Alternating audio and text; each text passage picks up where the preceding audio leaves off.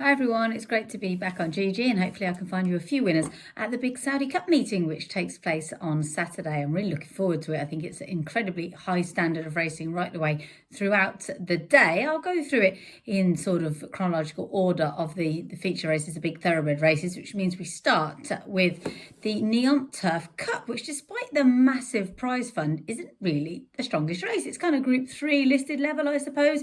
So we could see some Brits take advantage of it, and there's a strong contingent going over there, including Mr. Cut for trainer George Bowie. He's been aimed at this race for some time. He's really interesting, and his last out win over Algiers, who's now the favourite for the Dubai World Cup after two smooth victories at Meydan, reads really well. He's one you've got to consider.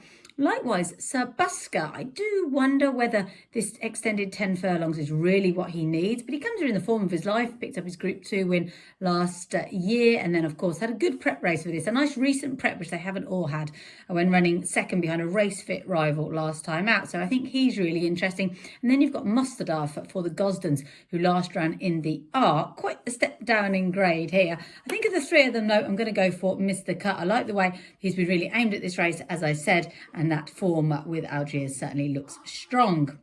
Moving on to the 1351 Turf Sprint, won last year by Songline, and the second and third to her Casa Creed, and also Happy Romance reoppose here. I don't see why Songline can't win this again. I think it's actually an easier race than it was 12 months ago. No Naval Crown in here, for instance, and she gets everything again in her favour, really. She's drawn in two exactly as she was last year. Same draw, a lot to like about her. Bartrat Leon's another really interesting one. He put in a great show, if you remember, when running eventually down the field, but putting up a really good front-running effort in the Sussex Stakes at Goodwood. He's just an interesting horse with plenty of speed. He could go well at a bit of a price, but Songline for me to repeat in that 1351 Turf Sprint.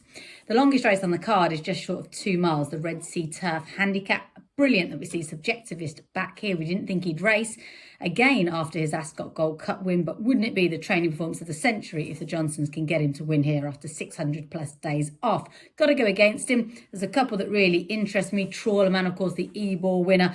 Good placing last time in Group 2 company. He's got to be one to consider. And Nate the Great is a horse I like. He's a nice, progressive, young stayer. Andrew Balding's very good at these overseas raids. I quite like him here. Nate the Great and Trawlerman, the two for me in the Red Sea Turf Handicap.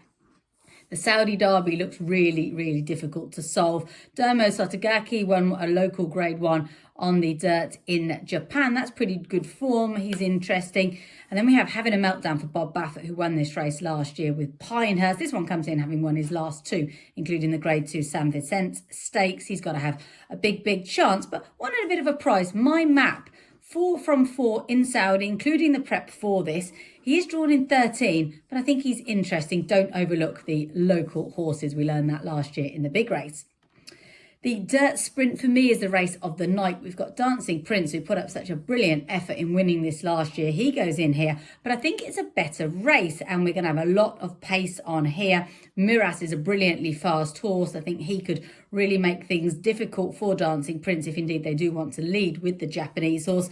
So Miras could also set it up for Elite Power, the Breeders' Cup winner, who comes here having won his last 5. He's quite a tactical horse, versatile tactically rather. He can sit just off them, he can come from further back. It could just set up for Elite Power. He does have the best form, much as I'd love to see Miras win it. I think he's probably the one to be on here. A word as well for Freedom Fighter, a horse that we haven't seen the best of in Dubai, very well regarded by connections. He could go well as well, so perhaps one for the each way backers.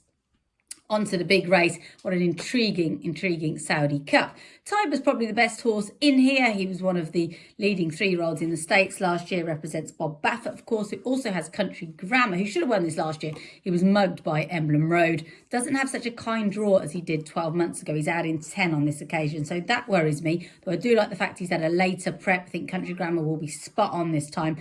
Panthalassa, though, has got to be the one I go for. This horse has so much speed. Only his second run on the dirt.